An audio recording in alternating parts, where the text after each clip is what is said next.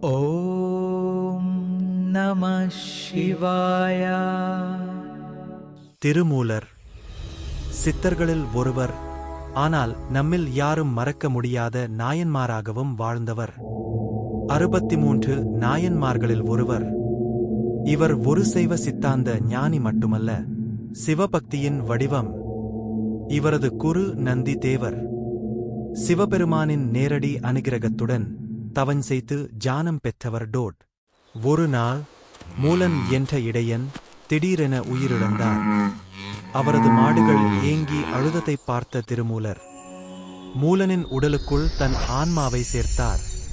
அந்த உடலில் சேர்ந்த பிறகுதான் அவர் திருமூலர் என்ற பெயரில் அறியப்பட ஆரம்பித்தார். அவர் என்ன செய்தார்?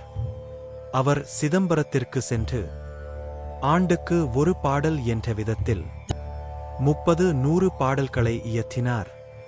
அந்த நூல்தான் திருமந்திரம். அது ஒரு வெறும் நூலல்ல, அது சித்த மரபின் ஆதாரமாகும்.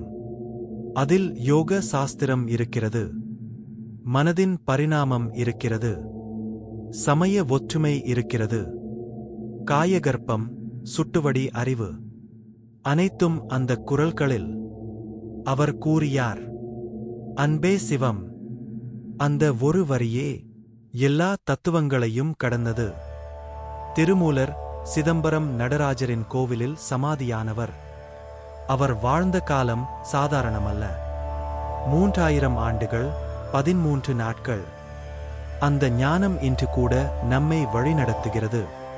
இவர் 63 நாயன்மார்களில் ஒருவராகவும் 14 சித்தர்களில் ஒருவராகவும் திகழ்கிறார். சப்ஸ்கிரைப் செய்யுங்கள்.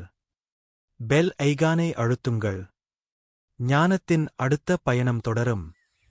சித்தர்களின் வரலாறு இன்னும் நம்மை காத்திருக்கிறது.